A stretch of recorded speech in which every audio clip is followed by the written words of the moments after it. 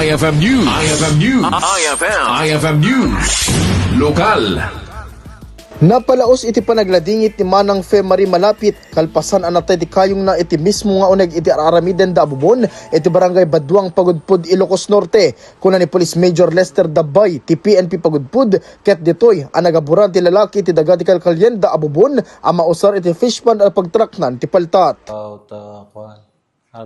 Banda alas 10 ti agsapa ket accordingly ito'y victim with 3 others. Kitagkali da para ti deep well. But unfortunately, nag-give up the soil, the dagan iti the well. Kaya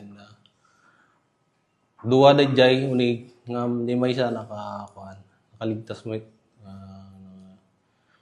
And then di may isa ni Sir Sir Sadiri, first name na ako latabang iting di full name nan. Kita naala.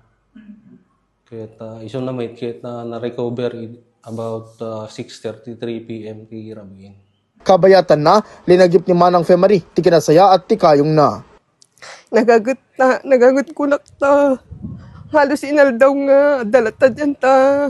Bangbangkang na siya nga inatnatang na. Inaldaw nga mapanag aglako ti bunga ti natnatang na siya.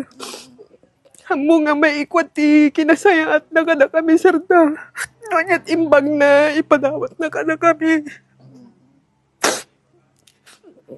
Isunta ti malaglagit milad ta kanya na sarda. Nagiyakin na anos, nasingput nga kabsat, singput ti babarkada na awan mo ti masaong nga madi nga kuha na sarta. Napintas ti panaki. Trato na iti kakadwana. Iti agdama ket nakasagana ti pamilya malapit amang tulong iti imbati a pamilya ti biktima. Para iti IFM News, Idol Lawrence Martinez, Tatak, IFM. IFM News. IFM News. IFM News. Lokal.